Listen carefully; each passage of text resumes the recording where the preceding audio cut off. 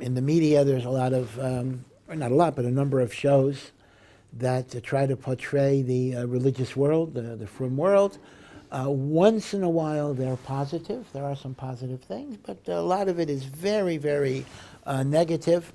And unfortunately, because these shows get a lot of dissemination, people who are not malicious, but they will form their understanding of Torah Judaism through these very negative, distorted portrayals.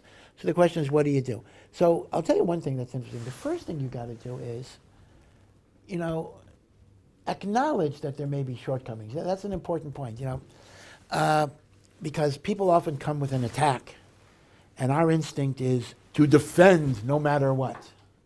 Sometimes, you could say, there is a point here, but the point is not a complete point, and you need to balance it. I'll call that moda b'mixas. Partial admission, actually even rhetorically, is a great way to disempower your antagonist. Meaning, I remember I once actually had a debate myself with Alan Dershowitz, who was, he is a famous professor at Harvard and the like, and he came from a frum family, and he left it, although he's become more traditional actually over the years. And he came in, it was at a Chabad event for all that. I think the guy who invited him got in big trouble with the Chabad superiors.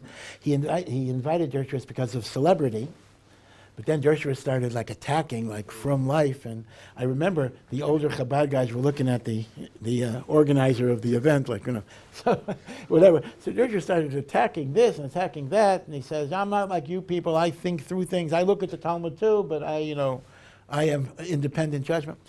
And he had a whole bunch of things. So I had to say, I was the last minute, by the way, I was not I was the last minute substitute for somebody else who couldn't make it. I think Dershowitz was offended at that because I wasn't, famous or anything. The other guy was famous. So, what is this? So he was very resentful, even his body language, his arms were together. And I started saying, I agree with Professor Dershowitz in 30% of what he said. I agree we have this problem and that problem and that problem. We got to work on it. All of a sudden, you could see his body language started softening. He started, and he got very, very interested. And afterwards, he started saying, but there's a lot of good stuff about frum people, too. And he started talking about the good thing. Meaning, instead of kind of trying to say, totally wrong, acknowledge, we do have problems. Acknowledge it. But there's a much larger picture that you got to look at. And if you understand the whole picture, you'll see the beauty and you'll see the goodness. Okay?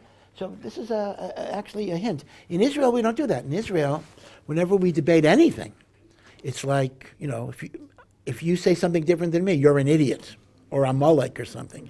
So, in other words, everything is 100%.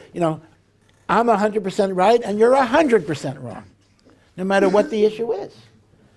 But instead of my saying, I'm 100% right and you're 100% wrong, what if I say, there's some truth to what you're saying? You're going to see that person's going to totally change the way he's going to be miyachas to your arguments at that point. So that's what I think you have to do.